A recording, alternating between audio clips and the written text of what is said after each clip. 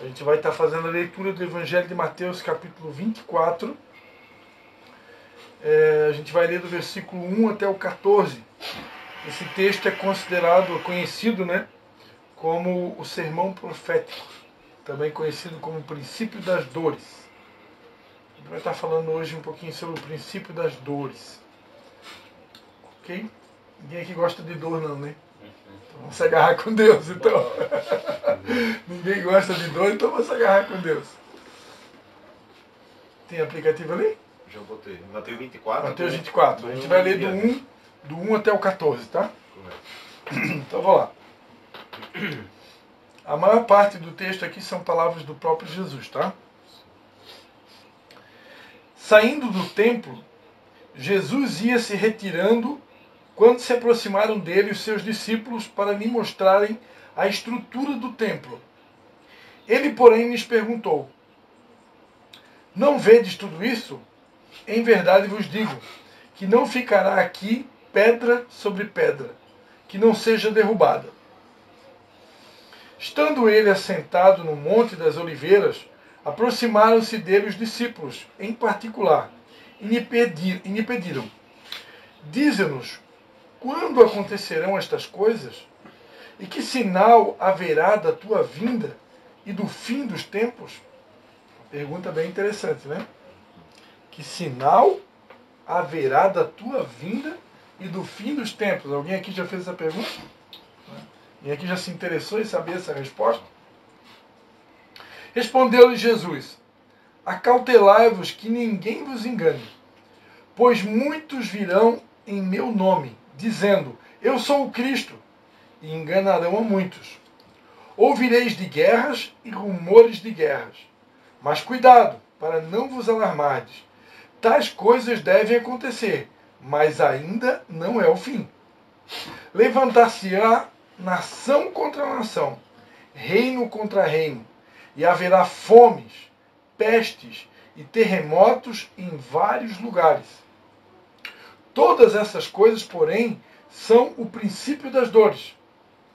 Então vos hão de entregar para serdes atormentados, e vos matarão. Sereis odiados de todas as nações por causa do meu nome. Nesse tempo, muitos se escandalizarão, trair-se-ão mutuamente e se odiarão uns aos outros. Surgirão muitos falsos profetas e enganarão a muitos. E por se multiplicar a iniquidade, o amor de quase todos esfriará. Mas aquele que perseverar até o fim será salvo. E este evangelho do reino será pregado em todo o mundo em testemunho a todas as nações, então virá o fim. Amém? Tremenda essa palavra, né? Vamos fazer uma oração. Pai, em nome de Jesus, eu quero te dar graças por essa mensagem que o Senhor colocou no nosso coração para repartir na noite de hoje. Eu te peço agora que teu Espírito Santo venha realmente assumindo o controle e comunicando a cada um de nós o que o Senhor tem para nós nessa noite. Em nome de Jesus. Amém. Eu vou ficar de pé hoje. Que tem bastante homem aqui reunido, né? Aí quando tem bastante homem assim, eu já até me animo mais, né? E quer deixar um pastor animado é gente, né? E quer deixar um pastor triste é quando não vem o povo, né? Por mais que você seja curado, eu já cheguei a fazer reunião, já cheguei a fazer culto com uma única pessoa, né? Fiz um culto lá em Nova Atlanta, uns 2 anos atrás, lá, culto de um. Só estava eu e a irmã Leia. Então eu já passei por essa prova, né? Mas Jesus, né? Tem uma passagem na Bíblia muito conhecida, no Evangelho de João, a Bíblia diz que Jesus ele passou por uma cidade chamada Sicar por causa de uma mulher. Né? Por causa de uma mulher, ele fez questão de desviar a rota. Se você for estudar ali o texto bíblico, o povo não costumava passar por aquela localidade, porque Jesus ele era judeu, e os judeus não se davam com os samaritanos. Então, essa cidade de Sicar ficava em Samaria, né? Então, meio que loucura. Você está indo para um lugar, você sabe que as pessoas não gostam de você, não gostam da tua religião, você vai fazer o que lá? Né? E Jesus passou por essa cidade por causa de uma mulher samaritana, que estava tirando água no poço no meio-dia. Aquela mulher já tinha tido, acho que 4, 5 maridos, e o marido que ela tinha atual não era dela, né? Era uma mulher que não parava homem com ela. E Jesus, por causa dessa mulher, ele parou tudo, né? Então a gente aprende, né, que Jesus, né, contou ali uma experiência particular, né? Jesus, por causa de uma pessoa, ele para tudo, né? Não precisa de uma multidão, né? A maioria dos líderes eclesiásticos, né, quer ver multidão, né? Claro, a gente se sente bem, né? Porque imagina, você se prepara. Você que prega a palavra, você se prepara, você estuda. Eu estudo todos os dias. Todos os dias eu leio a Bíblia, todo dia eu escuto mensagem, todo dia eu escuto louvor, todo dia eu busco a Deus, todo dia eu oro, todo dia. Então ele está sempre se preparando. Aí você se prepara, né? Claro, quanto mais pessoa tem para ouvir aquilo que Deus vai te usar para falar, é melhor, não é verdade? Então a gente é humano, não tem como mentir. A gente é ser humano, né? Então anima mais. Mas quando não tem multidão, a gente tem que pregar mesmo. Se tiver uma pessoa, já é o suficiente, né? Então, semana passada a gente era para ter já começado. Infelizmente não consegui chegar aqui, né? Houve um BO também, mas enfim, não é por quantidade, né? Independente de ter 2, 3, a gente... Amém. Tamo junto, amém? Amados, Eu e o patrão. Nós dois. Nós dois já. Vai bem, tá? Tinha 2. Peço perdão para vocês. Vai, nós tava aí. Peço perdão para vocês que não foi possível, né, chegar aqui, mas a gente estava fazendo a conta ali fora, deu um mesinho de férias, né? Acho que esse tempo aí foi um tempo bom para todo mundo recarregar a bateria, né? Mas agora retomamos e até dezembro a gente não para, se Deus quiser. Amados, essa passagem que eu li é uma passagem muito conhecida, né? Conhecida como sermão profético, né? Onde os discípulos de Jesus se aproximam dele, né? E os discípulos começaram a chamar a atenção em primeira instância, né? Para o templo, né? Eles estavam num templo, né? E que era também conhecido como Templo de Herodes, né? E os discípulos ficaram impressionados ali com a estrutura do templo, né? Eles tinham acabado de sair, imagina, nos dias de hoje você está saindo de uma igreja. Vamos pegar como referência aqui, nós que moramos aqui em Canelinha, vamos pegar aqui, não sei quantos aqui já tiveram a oportunidade de ir lá conhecer o santuário da Santa Paulina, em Nova Trento, né? É um templo gigantesco, né? Eu desconheço se em Santa Catarina existe algum templo maior que aquele, né? É gigante, né? É uma estrutura, em termos de estrutura, é impressionante, né? Eu tive a oportunidade de conhecer o Dr. Daniel Alfa, né, que é um pastor que dá aula na Escola Bíblica Dominical da Assembleia de Deus em Blumenau. Ele prestou serviço para a NASA durante muito tempo, né? Chegou a morar nos Estados Unidos, né? E ele contou para mim, já tivemos juntos já em mais de uma vez, e ele contou para mim que ele fez parte do projeto do telhado do templo do Santuário da Santa Paulina. Aquele telhado ali tem toda uma arquitetura extremamente moderna, né? Aquilo para poder fazer aquele telhado que é em formato de um chapéu, né? Isso não é uma coisa simples, né? Então, aquele templo ali, vamos dizer, né, é um templo milionário, né? E eu não tive a oportunidade de ver nenhuma imagem, né? Não sei se tem isso em termos de escatologia, desse templo de Herodes, da época de Jesus, mas com certeza deveria ser um templo com uma mega estrutura para a época, né? Ao ponto dos discípulos ficarem impressionados, né? A Bíblia diz aqui que eles se aproximaram de Jesus para lhe mostrar a estrutura do templo. Então isso significa que eles ficaram impressionados, né? Ó Jesus, vem cá ver, olha só a estrutura do templo, né? E Jesus já de cara, já jogou um balde de água fria. De cara ele pegou e disse, olha, vocês estão vendo tudo isso? Né? Eu quero dizer para vocês que aqui não vai ficar pedra sobre pedra. Já jogou, jogou.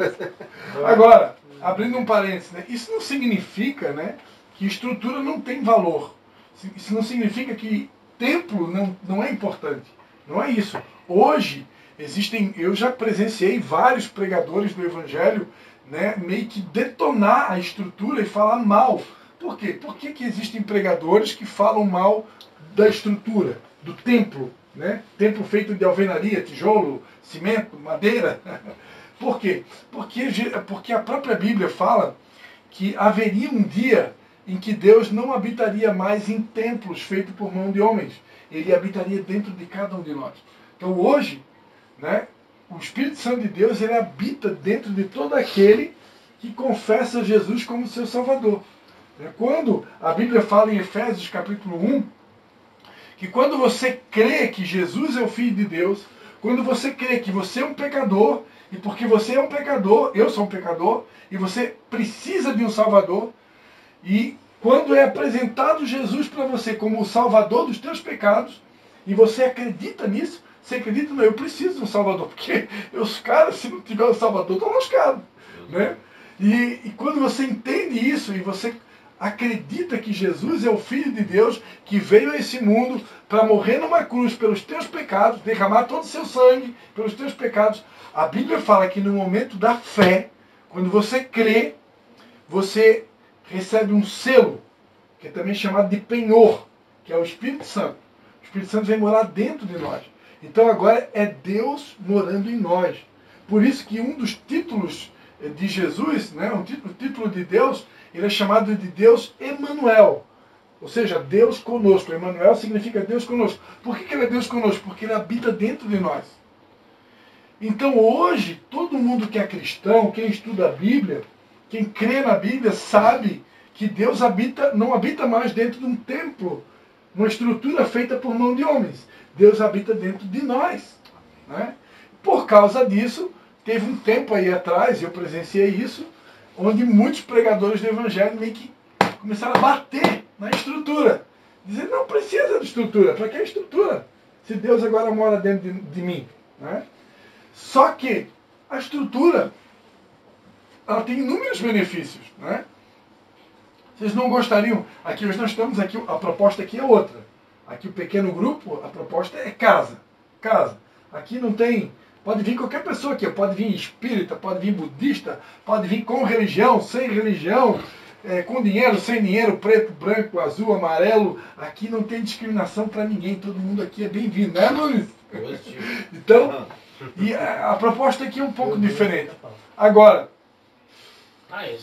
para quem quiser algo mais, né, além do que a gente apresenta e pode dar para vocês aqui, nessa casa, nesse pequeno grupo que a gente chama de célula também, é importante você congregar numa igreja onde ali vai ter novos níveis de estudo bíblico mais avançado. Você vai apresentar para você algumas opções de retiro para você ter um encontro com Deus mais profundo e outras coisas mais, né? Uma escola de crianças para o teu filho, né? E etc.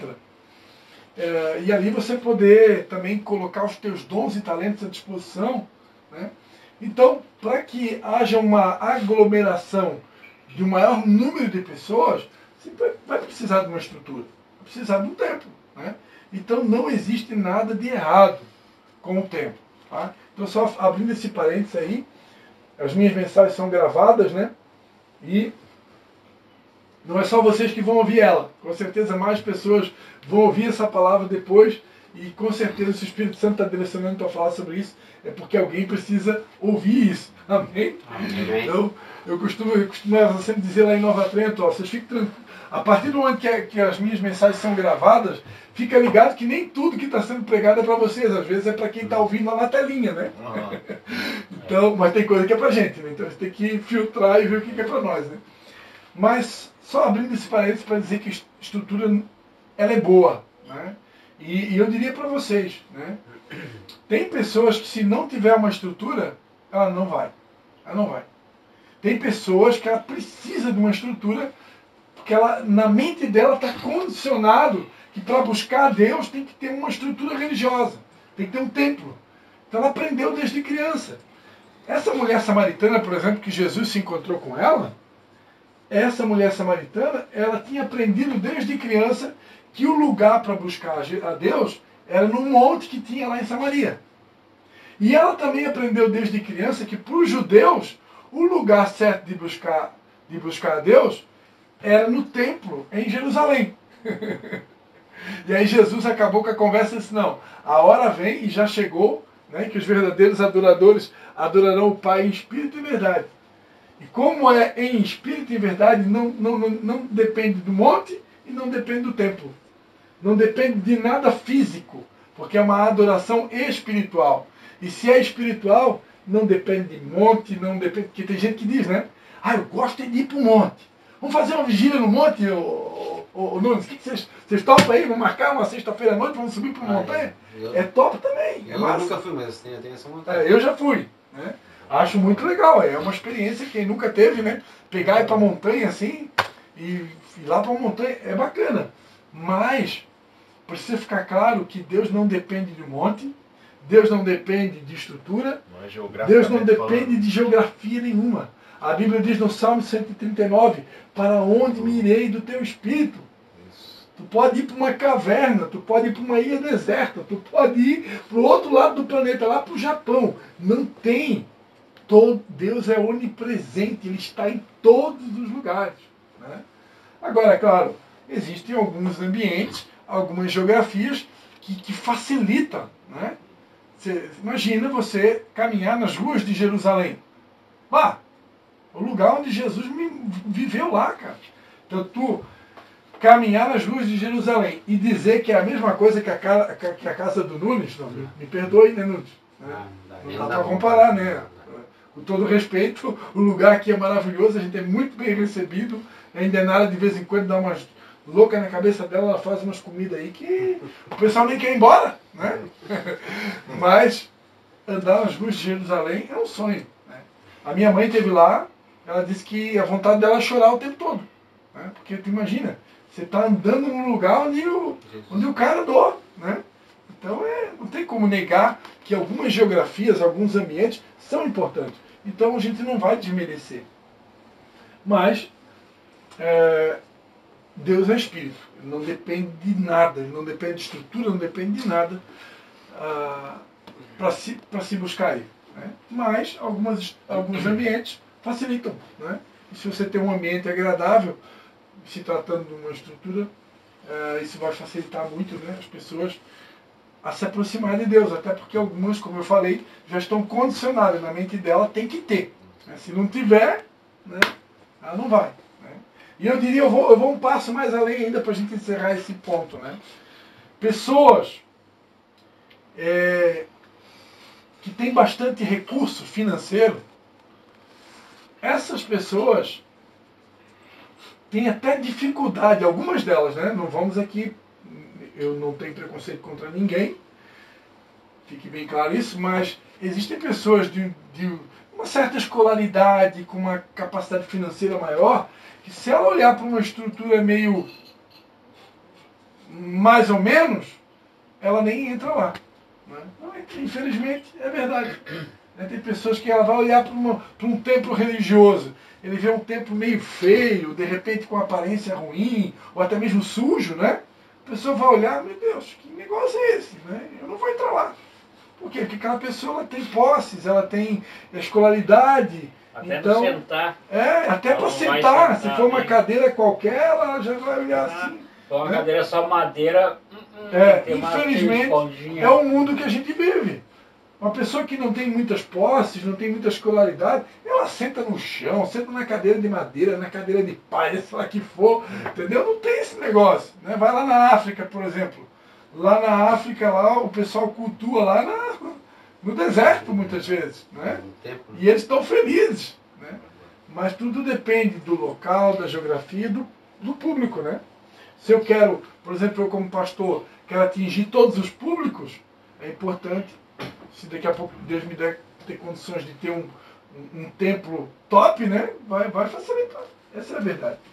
Mas amém. No caso ali de Jesus, ele deixou claro que aquele lugar em especial lá, o templo de Herodes, seria destruído. Porque Jesus, como sendo Deus, ele tem acesso a algumas informações privilegiadas do futuro. Né? E eu não me lembro bem agora, mas acho que por volta de 70 depois de Cristo, aproximadamente, Jesus já tinha subido, né? Esse templo foi completamente destruído. Né? Não me lembro bem agora se foi a invasão dos romanos, né? O templo foi completamente destruído. Né? Então se cumpriu o que Jesus falou. Aqui não vai sobrar pedra sobre pedra. E aí então eles foram a esse lugar chamado Monte das Oliveiras, né? E, se eu não me engano, também é conhecido como Jardim do Getsemane. Né? A minha mãe esteve nesse lugar. E os discípulos então se aproximaram dele em particular e perguntaram: Senhor, dize-nos quando acontecerão estas coisas? Quando é que vai acontecer tudo isso? E qual é o sinal da tua vinda e do final dos tempos? Aí Jesus começa a dar algumas pistas, né, do que aconteceria antes da volta dele e antes do fim dos tempos. Ele começa dizendo: acautelai-vos que ninguém vos engane. Porque, primeiro, muitos virão em meu nome dizendo: eu sou o Cristo, e enganarão a muitos. Né? Primeiro sinal que Jesus dá, que antecede a volta dele, que antecede o fim, né, de uma era, pode-se dizer, de uma estação de tempo, é que vão se levantar muitas pessoas dizendo que eu sou o Cristo. Aqui no Brasil já teve, né? Tem um tal de Henri Cristo aí que ficou famoso, foi entrevistado até no Jô Soares, né? Então, já surgiu, e com certeza em outros lugares, pessoas dizendo eu sou o Cristo.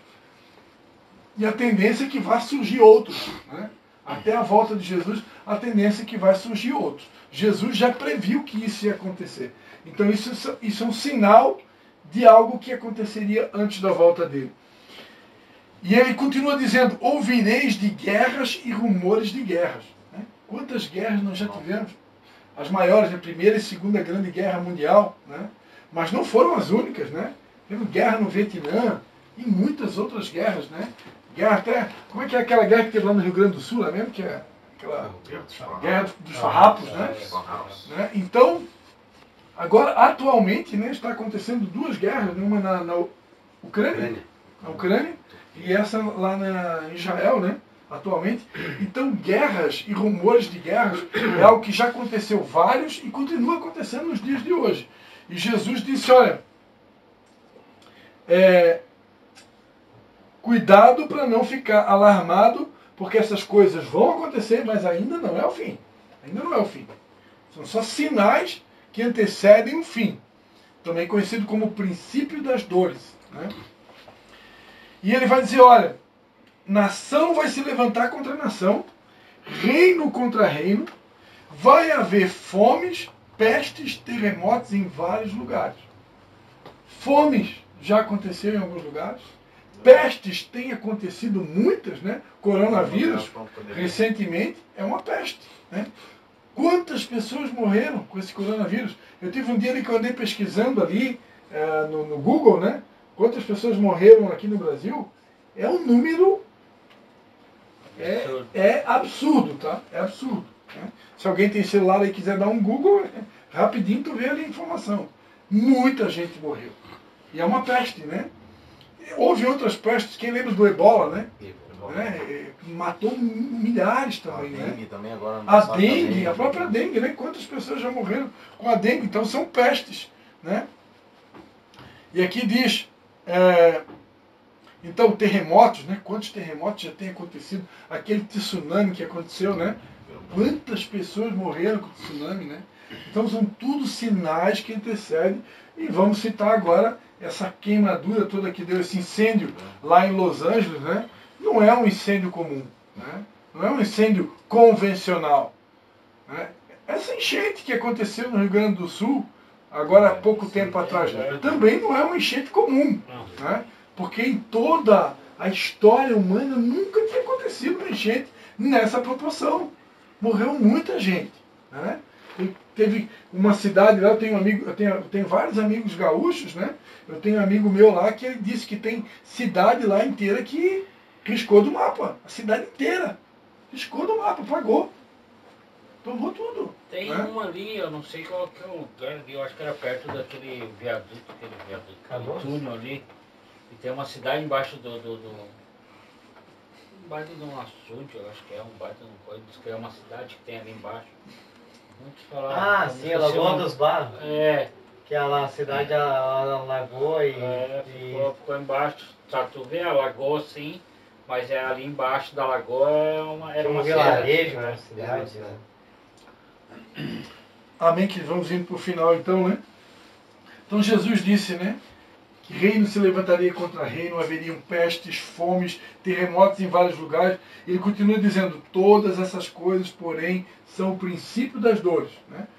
Isso aqui é importante saber, porque tem pessoas que acham, já estamos no final, tem gente que fica desesperado, né? Quando acontecem essas catástrofes e tal. Meu Deus, e agora? É o fim? Né? Jesus, não, calma, ainda não é o fim. Só o começo ainda. Isso é só o começo. Quem já teve a oportunidade de ler o livro de Apocalipse, queridos, não faça isso agora. Não é nada ainda, né? Vai vir muita coisa ruim. Mas ruim mesmo. Tem até uma passagem interessante ali em Apocalipse que diz assim que algumas pessoas vão chegar a dizer assim que as pedras caiam sobre nós e nos afastem da ira do Cordeiro. Porque vai ser algo tão terrível que vai acontecer, né? Que o que está acontecendo agora, como Jesus disse, é só o princípio das dores. É só o comecinho. Né? Fala porque que até pessoas que querem se entregar à morte e a morte vai fugir, né? A morte vai fugir delas, exatamente. Exatamente. Então vem muito sofrimento.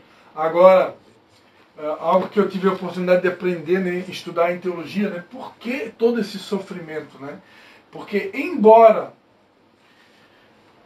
a morte de Jesus não custou nada para nenhum de nós aqui, né? Para Deus custou muito. Que para Deus custou a vida do seu único filho. Né?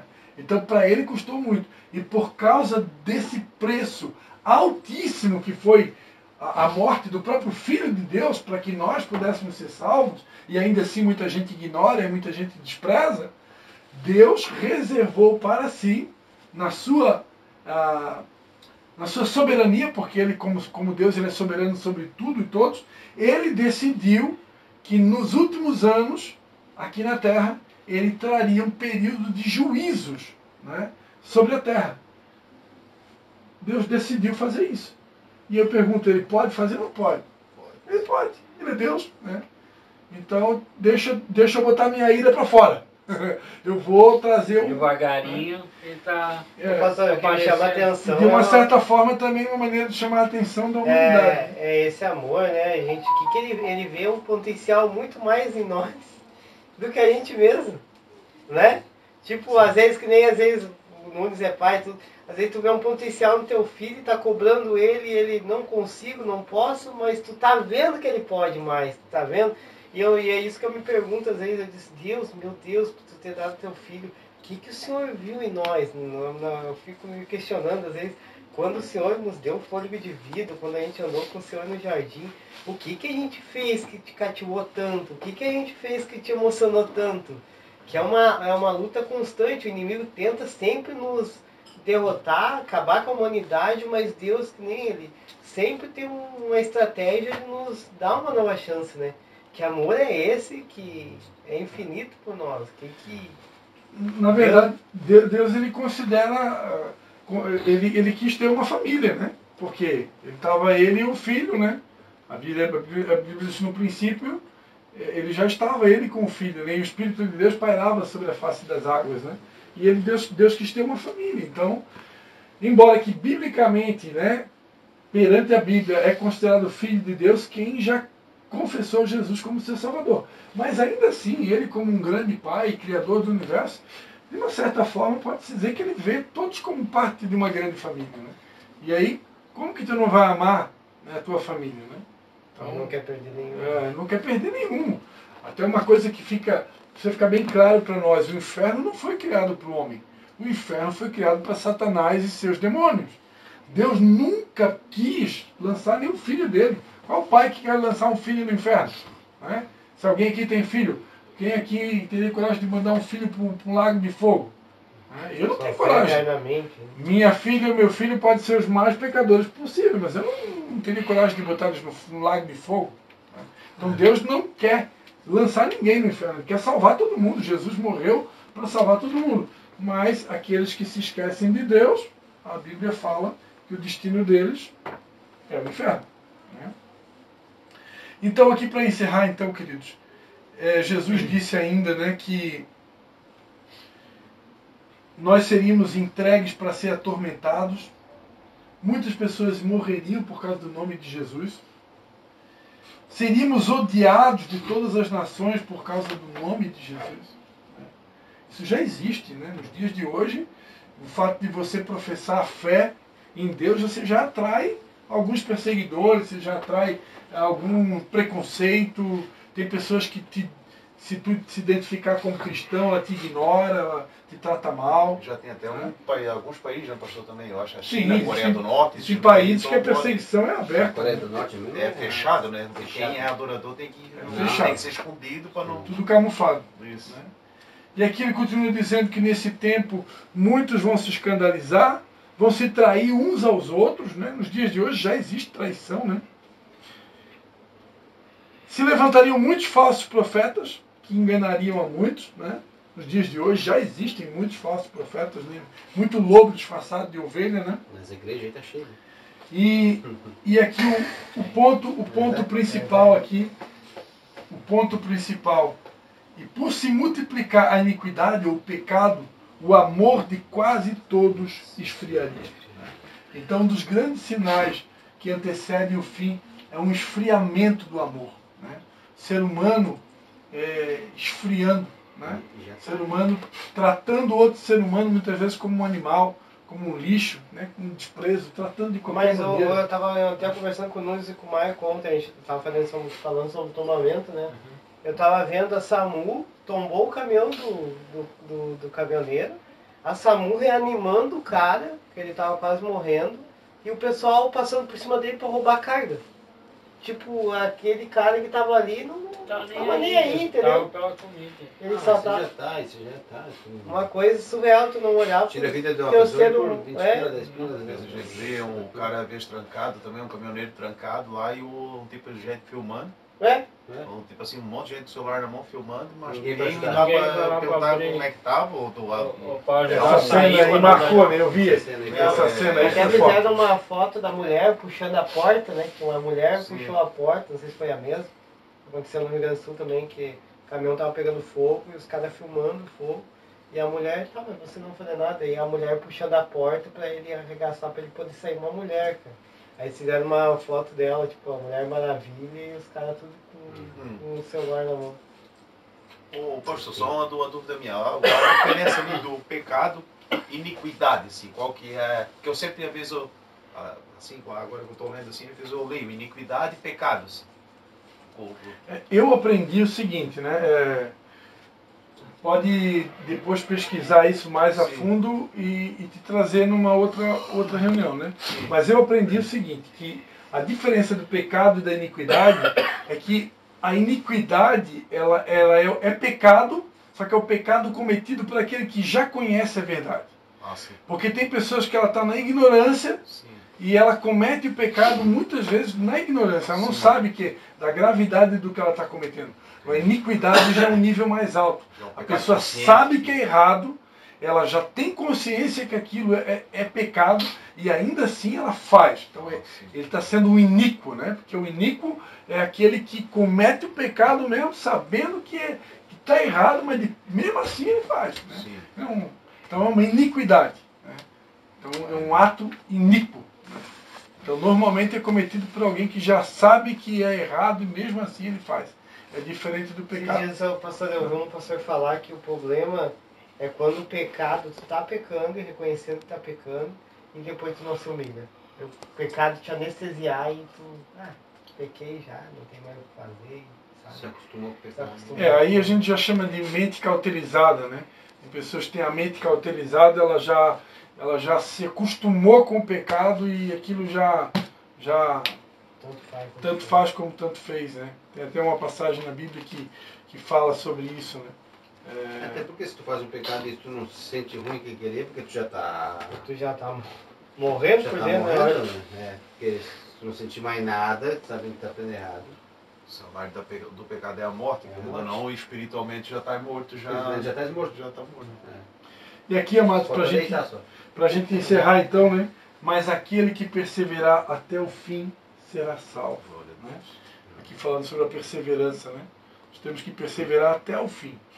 Não adianta hoje, eu posso estar bem com Deus, mas eu tenho que perseverar, não posso desistir na caminhada, né? E aí diz que esse evangelho vai ser do reino, né? Vai ser pregado em todo o mundo, em testemunho a todas as nações, e então verá o fim. Então, o fim só vem quando esse evangelho aqui for pregado em todas as nações. Então vai ser pregado dentro da Coreia do Norte. Existe um site na internet, eu não sei dizer para vocês qual que é o site. Eu tenho um amigo meu que uma vez comentou desse site, que ele tem dados, tipo o IBGE, né? Tem dados dados de onde o evangelho já foi pregado e onde ainda não foi pregado. Tem muitos lugares ainda que ainda não chegou o evangelho lá. Muitos lugares no mundo, né?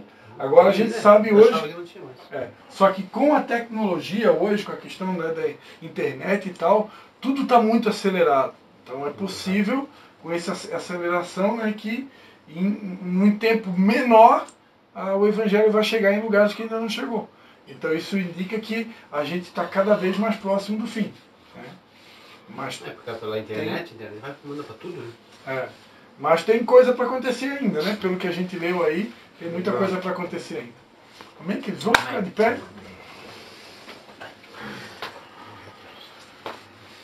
Então, Deus queria nessa noite, né, lembrar a gente, né, de coisas que já estão acontecendo, algumas coisas que estão por acontecer, e vocês veem que vocês poderem perceber, né, como que a Bíblia é um livro real. Né? Imagina, isso foi escrito há mais de aproximadamente 2000 anos atrás, né? E ter essa precisão, né? Esses detalhes, né? De coisas que a gente vê acontecendo, né? Coisas que já aconteceram e ainda coisas que vão acontecer, né? Então você vê o esfriamento do amor hoje do ser humano, né? Talvez ama mais um bichinho, né? O pet aí na nossa região, como crescer os pets, né? Não só a região, o Brasil inteiro, né? Então hoje o ser humano tem mais facilidade de dar amor para um bichinho do que para um outro ser humano, né? Então esses já são sinais, né? Que antecedem o fim, né? Às vezes tem uma pessoa do teu lado ali, precisando de um socorro, e você ignora, né? Eu já vi cenas assim que tem um andarilho ali, e um cachorro, um animal, a pessoa olha pro cachorro, pro animal e não olha pro cara. Então o animal tem mais valor, tem mais do que um drogado, que seja, um ser humano, né? O porco hoje em dia, que o cara criava no chiqueiro, coisa, os caras estão fazendo domesticado dentro de casa. Limpa e pá, dá banho, coisa arada, o bicho fica dentro de casa. E uma pessoa que cada vez está na rua precisando dele não ajuda. Não. Vai capaz de dar um pé no cu e ainda mandar tomar banho em outro lugar. Mesmo para fechar nossos olhos.